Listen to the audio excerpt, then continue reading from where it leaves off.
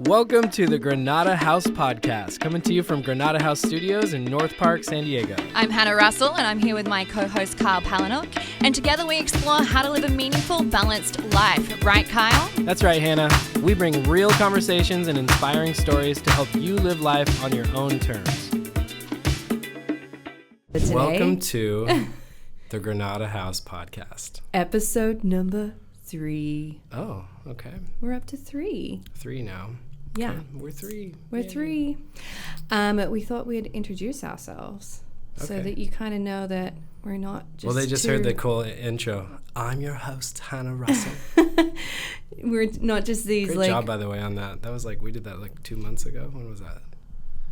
yeah, it was like a weird self-produced intro. it was a weird hour in the morning and we were putting instruments into it and we're like, does this work? And then I had to say, Kyle, slow down. We can't have a guitar and the keys. That There's too actually much got going me on. kind of fired up to do this. It was like, okay, it's official now. We have like our own jingle intro. Yeah. So that was homemade. It was homemade. Anyways, what I was saying was we kind of just wanted to talk about ourselves a little bit so that you know that we're not just two random people just randomly starting a podcast. Like, we have some cool experiences, and that's why we wanted to... I don't know. I'm just a random person. But I'm also a random person, but every random person has some cool experiences. So yeah, we thought we'd introduce ourselves and a little bit about why we wanted to do the Granada House podcast. But maybe let's start with you. Why do you want to do this? Well, I'm I was curious. actually gonna ask you what your first CD was, because that's how we started. Okay. Jeez, we're really clashing You always today. win. Okay, my first CD.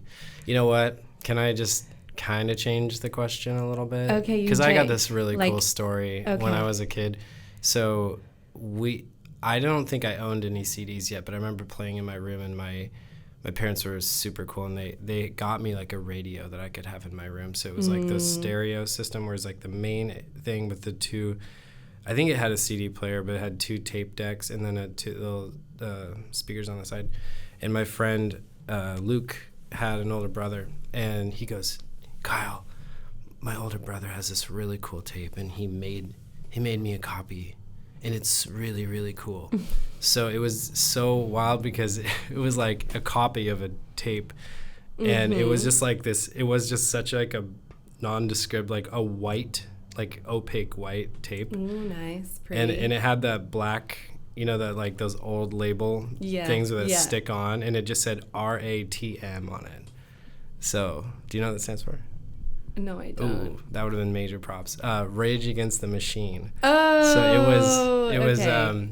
the album Evil Empire, Okay. which is a cool album cover and stuff, but I didn't get to see it like that.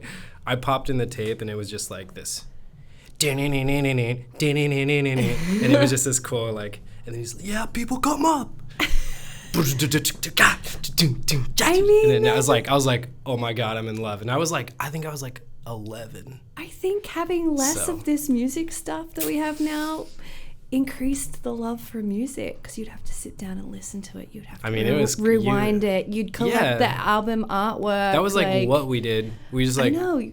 let's listen to this Let's tape. listen. Let's make our own mixes and burn it onto a CD. So that was like, that's why Rage Against the Machine like became my band for like a long time. But then my genre changed a lot. Like that wasn't the genre I was into later, but it was like Rage was always like the top.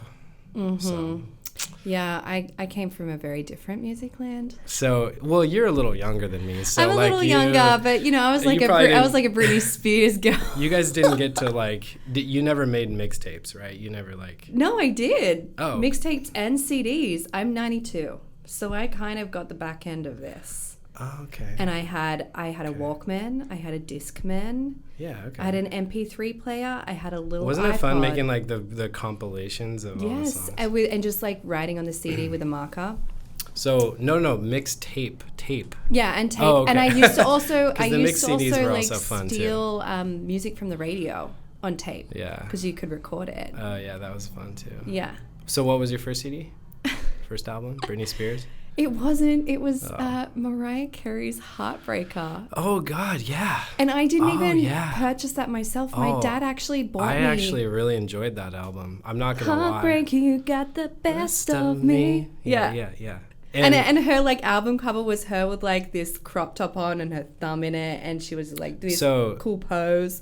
You know what's cool is like, cause you grew up like a lot of dance, mm-hmm. and I was the younger brother of a dance student, my sister. So, so I know like a lot of the dancey stuff. Like, did you ever dance to Paula Abdul? Oh my gosh, I witnessed Paula Abdul like a few weeks ago actually get a Lifetime in Dance Award at the Industry Dance Awards. Oh my God. Yeah. That's awesome. Yeah, she had this album, Get Up and Dance, and it was like, yeah, it was bomb. I mean, like, I like dance. I just don't. That's not my thing. I mean, no, she's great to do a solid jazz routine too. And I still you're bringing back some memories, man. Yeah. So we had when I was a kid, my sister and I would put on shows for my parents. Like we would do dinner in a show. So like we would set up a card table and put a thing over it, and like we would try to cook dinner. And we had this fireplace mantle that kind of came out, and it just had like an arc. So for us kids, it was like a stage. So we like performed full on choreographed dances. I like that. I should bring that back now, Kyle. Yeah. So let's see. First CD. Okay. So where'd you grow up? Where did I grow up? Everywhere. That's gosh. I went to like You moved a lot. I went to 6 different schools. Oh my gosh. Yeah. 6. Wow. Well, I think 6 or 5. For just elementary? Or for K through 12? K through 12. Primary school. Primary school, high school. I was going to guess. Yeah. Primary. That still confuses me. Did you have a middle? Was there a middle school. Oh, okay. It depends on what school you went to. Yeah, of course. So 6 different schools all around Australia. Yeah. Okay. Yeah. So I can't really say that I grew up in one area. That's like a weird question. But whenever people ask me, I say I'm from Sydney because I think I lived there the longest. And that was the last place I lived before I moved to the United States 8 years ago now. Sydney, okay. 8 years ago you've been here? I've been here for 8 years. That's awesome. I'm like new to all these San Diego people. And you're still learning the little euphemisms. There's so many to learn. Yeah. I mean, I think living in the suburbs now is a bit different to living in the city. Like when you just said elementary school. I love how you call North Park the suburbs because it used to be it's uptown now. It's I mean, not compared to like, Right. But compared to New York. Yeah. It's the suburbs. Yeah. And I drive a car. So. It's funny. Yeah. Living in the burbs. And I love it. Speaking of albums, that was a good album by Ben Folds. I used to listen to Ben Folds a lot. I played piano. Rockin' the Suburbs. That was a good one. Came out like later on in mid-2000s, I think. Yeah. So wait, you grew up playing piano? Yes. Playing music, yeah. Trumpet. Music was like everything. Like I started when I was 4. My parents... I remember being in the kitchen and being 4. It was one of my earliest memories, and my dad goes, "Hey Kyle, do you want to take piano lessons from Judy, the organist at the church?" Oh. And I go, "What's an organist?" Wait, that's such a good organist name. I go, Judy. "What's Judy?" Yeah. And man, I didn't realize what I had. She's such an amazing teacher. Like she's stuck with me for I think 8 years. So yeah, I was one of her youngest students, but I was just kind of like, I could just do it. I mean, I just had a natural talent to play. I mean, I actually had like it was only this big because I was a little dude. I was a really little kid, and my fingers didn't stretch. No, I could barely even get my 5 fingers on 5 notes on the piano. So like I actually played on this little Mickey Mouse keyboard that we had smaller keys on it. Aww. And it had like little colors and stuff. So yeah, I remember playing, learning all this stuff there, learning theory, doing flashcards, and yeah. I mean, I feel like it was cool. Learning piano as a kid is like one of the best gifts you can give your children because piano. I know. That's why I have my kids in piano now too. Right. Even though sometimes begrudgingly.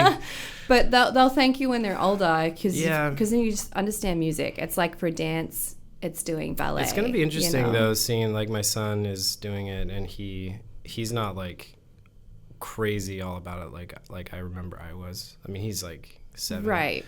But my goal is just to keep it fun for him, you know? Yeah. Just like, hey, you know, this doesn't have to be like, you don't have to be like a superstar. No, piano but player. at least like dipping your toes in it, like learning what a C scale is.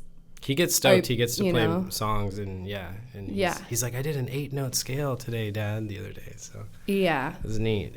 It's just a really good foundation for life, But understanding. I was the like, basics I of remember music. I never like practiced either. I just basically would go through the lessons and it was kind of like interesting because I wish I like had the I guess the regimen to, you know, practice more, so I could have really gotten really good. I would have learned that, you know, discipline, but I was just everywhere also. So it was like, I think my parents were just like going with whatever they could.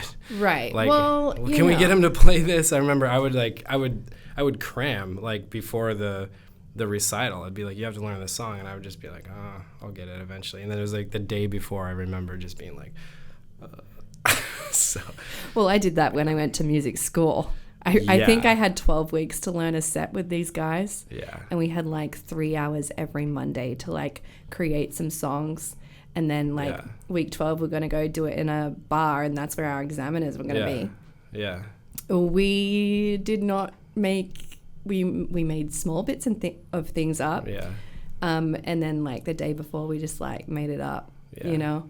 Yeah. I love like with music ultimately, because I have an interesting story about music. I don't know if we'll go into it, but like I think what I love about it is you're just sharing a talent. It's an art. So when you're getting judged, it's really strange, and it was really off-putting for me. Actually, that's what ended my piano career. Is when when I was like we did this judge competition, like solo and ensemble kind of competition thing, or I don't know. It was like but I practiced the shit out of this like classical piece, and it was like my biggest piece I've ever played, and I loved it. Like I got into it and I played it like the way that I wanted to sound and everything, but all the little incidentals, all the crescendo, all the holding the pedal for this long and this staccato here and this and that and in these different modes and everything, and like I played it, nailed it, stoked, got up, and then the judges just came down like the hammer of Thor on me. Aww. And I was just like, fuck that. I remember thinking as a little kid, basically the equivalent of seriously, because I just didn't realize they were, I don't think they did the wrong thing. Like it wasn't like I have something against these judges. They judged it probably accurately. Yeah. But I was like, I'm playing this and everyone loved it, but it was like, no. They even acknowledged like you played it well, but not the way it was written. And it was like the whole thing was like you have to play it exactly how that was written. Yeah. That was what we were being judged, and I was like, whew, wish I would have like really known that. I think that's interesting, an interesting point you make for kids growing up, but even like I'm thinking about my life personally when I went to college, because I did do music and I did study music theater, and I just remember having to do like vocal exams, and I was like, oh, I thought I sounded pretty good, but I was getting all this critical feedback on purpose to make me better, but like it was because the song wasn't in line with the way that you were meant to sing it, or you didn't hit these certain things. And so then that kind of like, while it's good to make you better, and you know you need some feedback like expression. That. Yeah, I did, and then I also exited college, and I'm like, well, I'm not a singer, like, you know. Because that's whacked. Like and it's like just this institutionalized way of being. And then like I remember the last guy I dated, like he was very punk rock in his way of thinking, and I think what I learned by being with that guy is he was very musically talented and creative, but he wasn't institutionalized ever at all. The way that and real he music just, is made these days is not like adhering to playing something the way it was. And it was literally just like it's making up your own sound. And actually I'm still on that journey. I feel like to finish my story, I was like, I did that and then I was like, forget this. But luckily I had discovered jazz and playing the trumpet. And so I was able to take most of my music theory and transfer it to trumpet. But when I realized like jazz improv and like how great how fun that is and how much you can actually express yourself, it was like game changer. So like I read that helped me redefine music and revive it. So but even jazz got a little bit through college, like that was it gets a little, you know, a little bit like, that's okay. Like, you know, college is great for things like that. It's going to make you better, but you got to make sure that you're still like loving it. And you know, I also had a really great singing teacher at one point, and she was less about me being perfect about the notes, but more about like bringing the emotion and realness to it. And overall, I did sound better, even if it wasn't like perfectly, you know, it wasn't perfect. And so like losing that perfectionism and just enjoying the music, you know. So when you were studying music, well, we kind of skipped it. Like, did you start when you were young, like I did, or like? I dipped my toes in piano when I think I was in like kindergarten. Let's go back. 1. You started. You've been dancing a long time. Yeah, but I did music before I danced. Okay. Yeah, And what did you do? You singing? No. What were you doing? Piano. Okay. Yeah, so how old were you? Like 6. Okay. Yeah. Yeah, I used to have like piano lessons. Did you go to someone's house? I went to someone's house. I also did them in school. I did a couple of early piano exams. Cool. And then I learned the clarinet. And I was really good at the clarinet. Nice. And I freaking loved the clarinet. And Mom's like, why don't you play the flute? Why don't you play the piano again? What about the violin? Didn't like the clarinet. And I was like, no, I really want to play the clarinet. Yeah. And she's like, okay. It's so funny how they throw these instruments at kids. It's always like flute, clarinet, saxophone, trumpet, drums, trombone. Right. That's about it, right? That's all. That's all you get to choose from, right?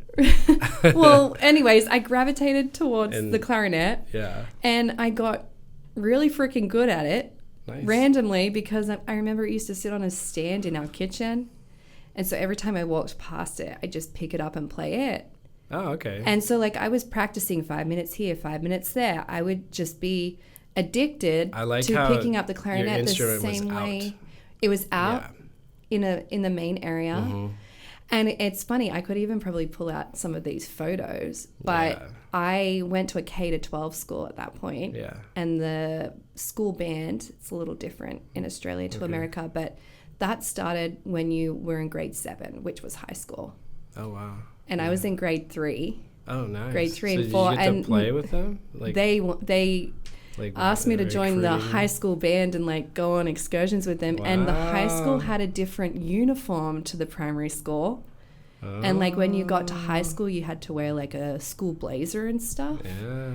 So they'd give me a high school blazer and like take me out on all. I was so little, and I'm like in this band with my clarinet, the little girl sitting on the end, and I had socks because in high school you wore like stockings as part of your uniform. So you see me sitting in this blazer, and I'd have like these school socks on, and you're like, funny. Oh, she's kind of sticking out, and she's tinier than the rest. But yeah, good so for you. That's cool. Clarinet. Then I did get to high school, and people teased me for it, so I gave it up. Aww. Yeah. But then music came back later. Yeah. Just like, you know. So then you merged dance, music, musical theater, and studied music production. Yeah, I didn't like music management and stuff. So it's all kind of. So you like get to hang out with a lot of different bands and artists and. Yeah, when I was at the Australian Institute of Music, you should see the people that. I went to like a music school that was a college, kind of like Juilliard in Australia. Yeah. And it was very like tight knit. Yeah. So we didn't have huge classes. Yeah. So like. That's good though. The few people that I studied music management with, like they're all working at Sony now in Australia, or they're working in music publishing, or they're in bands and touring. Yeah. So like everyone has so many good really Australian cool, musicians. Like they have such a cool sound. Like I feel like that culture is totally it just lends itself differently, like to break out of what the mainstream is doing, at least in the United States. The British artists, obviously, I mean, they've always been amazing, but like Kevin Parker, Tame Impala, my God, like he's like kind of my main influence right now with what I'm trying to do with this new project. I mean, just I love his process. I love how he's just taking it by the reins. He does basically most of it himself. Yeah. You know? And, like, have you heard of Conan Moccasin? Yeah. He's got this really strange sound. It's really cool, though. Yeah. Super, like, I think out there. It's different. Oh, it's, like, very indie sounding? Yeah. I feel like the Aussies are good at the indie. Well, yeah. I mean, sound. It's just, like, it's rad. Yeah. I mean, the problem with musicians in Australia though is they just don't have the market that you have here in the US to like tour. Right. So I mean, there's like how many cities? Like 6? Geez. Melbourne, Sydney. They just go through those 6. Yeah, there's like not many, you know. So it's just a different market, but yeah, great music. Anyway, we're kind of getting off topic. We do that, but you know, it doesn't go to a bad place. So we have that in common, music. I wonder, like, why we both just kind of decided, because we kind of decided to do this quickly. You notice that? Like, I was like, oh, you want to do a podcast? Because I've been trying to do this for over a year. Right. And I knew kind of what I wanted to talk about, but not really how and what and all that. And so you've really helped me round out that idea. And I think it sounds like it's cool that you've wanted to do this too. In your own way and reason. Yeah. You know?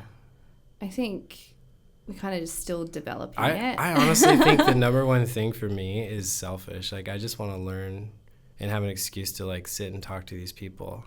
Oh, absolutely. Do you know what I mean? Yeah. It's like we're creating a space now. But I like these too. Cool people. Don't get me wrong. I like the non-guest episodes as well, because we end up just diving into these different topics where they're interesting. Yeah, I mean, we don't always get to plan. Do that. We don't plan our conversations. Which is why we kind of go off on a tangent. Very true.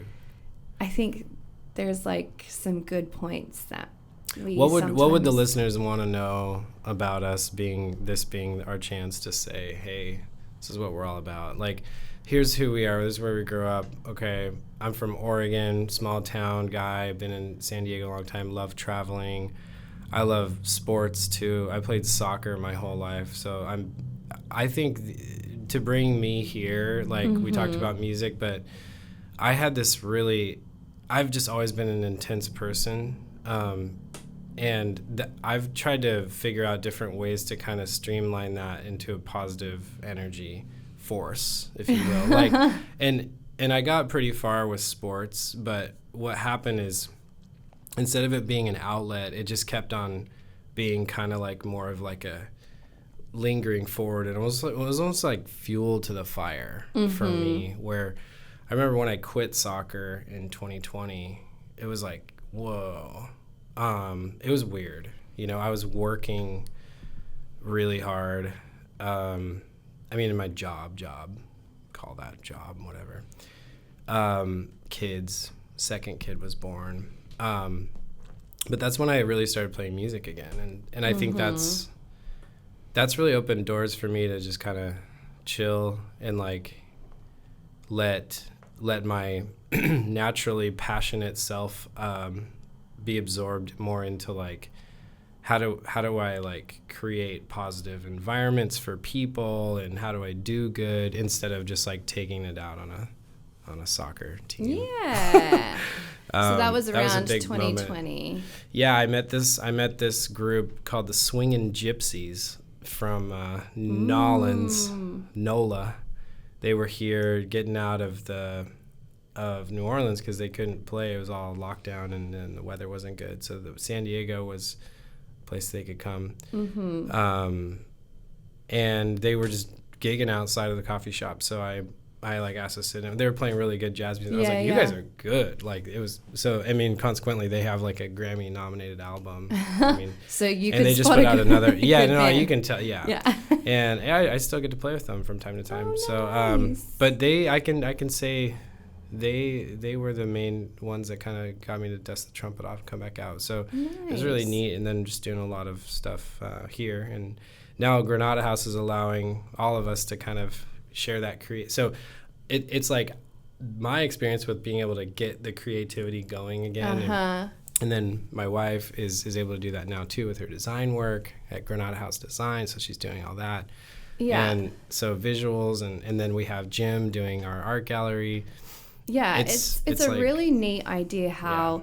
I think everyone should do it. Everyone get out your creative self. Well, you've kind of worked out the balance of, okay, we have this mortgage lending business. Yeah. That's our bread and butter. Yeah.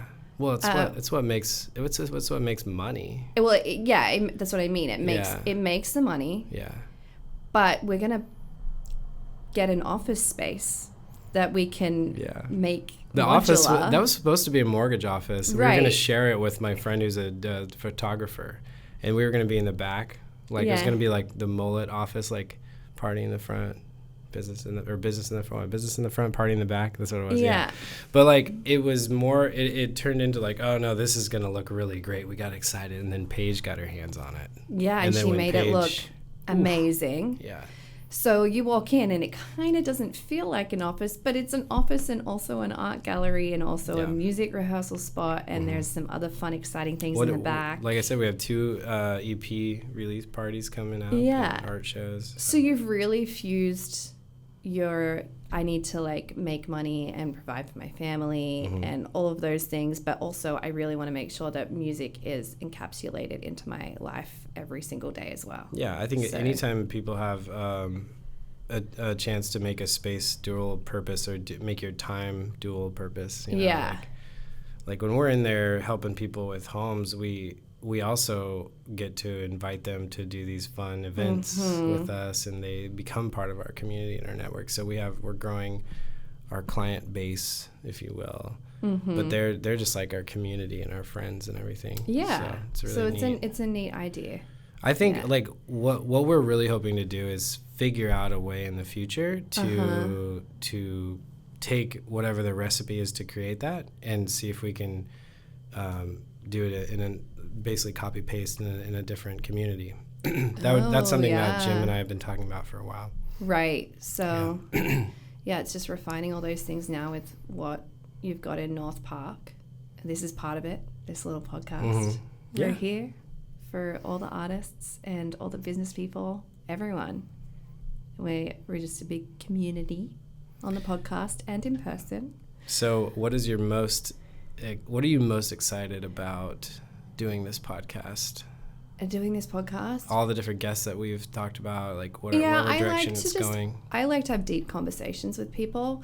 I really like to hear, I think, like what we've already spoken about a little bit. I really like to hear the nitty-gritty things that they might be a little scared about sharing to the public, because I just am a big fan of authenticity. And I think, we live in this like social media age where everyone's like, well, this person just did this to get to where they need to be. And I'm like, no, but you don't know the context and you don't know what they're not sharing on Instagram. So I'm kind of excited to just have like real conversations with people and like not even planned conversations. Like I'm excited to have a conversation that just no goal in mind of what the conclusion is going to be, no call to action. I like that. It's right, because I think that's like really the secret recipe for a lot of people. There's a book called The Third Door. Have you ever heard about it? I feel like I've heard the name, but no, I don't. Okay. Call that. Well, I always tell people this because I've actually not read the book. Oh, tell us all about the book report. But I watched an interview. Yeah. A 1 hour interview on YouTube, and it was years ago with the author, and basically he wrote this book called The Third Door about how he followed all these successful people like Lady Gaga, Steven Spielberg, and kind of just said, hey, these people didn't get to where they are following the traditional path. They got to where they are through the third door. So he's like, when you think about any venue, there's a front door, there's a back door, but there's also a side door somewhere, like a kitchen door. But There's another way in. I think it was you that was telling me about probably. this before. And I feel like this is that. kind of how I've, in a way, lived my career. Yeah. Okay. And my life. Because I'm a very ambitious person, and I've been here, there, and everywhere because I have worked really hard, but I've also been open to maybe let's try this and see where it goes. Or maybe I'm like forced to do this because I need to make money to pay for my dreams. And through that, it's opened a lot of opportunities. Like I never thought I would ever be living in New York, let alone for 8 years. Like that wasn't part of the plan. But here I am now, and I know these really cool people. I know a lot of successful people, and I know a lot of people that, you know, are not quote unquote successful publicly, but they are in their private lives. It's like I just know a wide variety of people in the dance industry, in the film industry, music, and then they have something that like they did, or a series of a mindset or something that is like causing them to have like opportunity open up for them. Yes and no. Like there's people I know that have made it the traditional way. Like and then there's people that, especially in New York, because that's a place where people just who are different in a way. Well, a lot of people go to New York because they fantasize New York, and then there's people that end up there because they're really true artists and they don't know how they're going to do it. And so it's like a little dwelling spot for people that are figuring things out. And then when you're there, some really awesome things happen because of that, and because it's hard to live there, you know? Yeah, well, I think one thing that I'm seeing with that, and I think that will resonate with some of the people listening, is that I think it's easy to conceptualize, okay, here's what I want to do, just do this, or look for different ways to do it. Or if you're ambitious and you're that type of person that's always knocking and always trying to, that's one thing. Not everybody is like that, and not everybody feels that way, but no matter who you are, you're going to have obstacles in front of you. And I think the one topic that I think will linger throughout this is what I want to at least discuss is how to essentially deal with, and I think we talked about this last time, but just how to deal with those different fears or those different things that like could potentially get in the way, right? So just ignoring that. And what I like to do is I like to just look big. I like to look, when I zoom out, I don't look at obstacles anymore. I just see the big picture. And when I say zoom out, I literally like visualize a giant, camera zoomed in on us right now, and just zoom it out like all the way into space, into that galaxy, into whatever. So I want to use that as like I want to ask people how they deal with challenges and fear in that way. But I think it's about that time. Time to wrap up. And yeah, it's been fun kind of exploring a little bit about, where we come from, and I can't wait. Next week sounds like we're going to have our first guest potentially. So that'll be awesome. To be figured out. Always figuring it out. That's something else definitely I'm a fan of. We're not going to tell you now. Everything is figure-outable. Yeah. Exactly. That's a little slogan that I like to sounds like a Bluey word. Didn't even tell them that I worked for Bluey. There you go. All right. And I toured with the famous Bluey. That's always like the kick up. People freaking love that because everyone loves Bluey. Yeah. It was cool when you told my kids, Hannah knows Bluey. I know. That's my favorite thing. I know Bluey. Yeah. It's my favorite thing to be like, I know Bluey, and I lived on a bus with Bluey for like 8 months. And they're like, no, you didn't. And I'm like, yeah. Watch. I'm going to go get you a note from Bluey.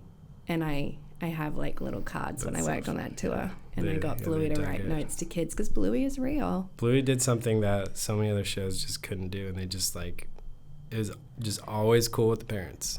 The parents will always be cool with Bluey just because like it's not too annoying. Yeah. It's funny. Yeah. It's clean. It's a little bit. Still teach lessons. It's not like too serious either. So number one rated show in the US for 2024 as well. Number one streamed show. Yeah. Wow. Good job, Bluey. Good job, Bluey. All right. Do some good with that. That fame, whoever you are, whoever the Yeah. producers of Bluey are out there. Maybe you know them. Yeah. They are. Nice They people, are. hopefully. Yeah. Good people. Bluey's good. Good. Yeah. Okay.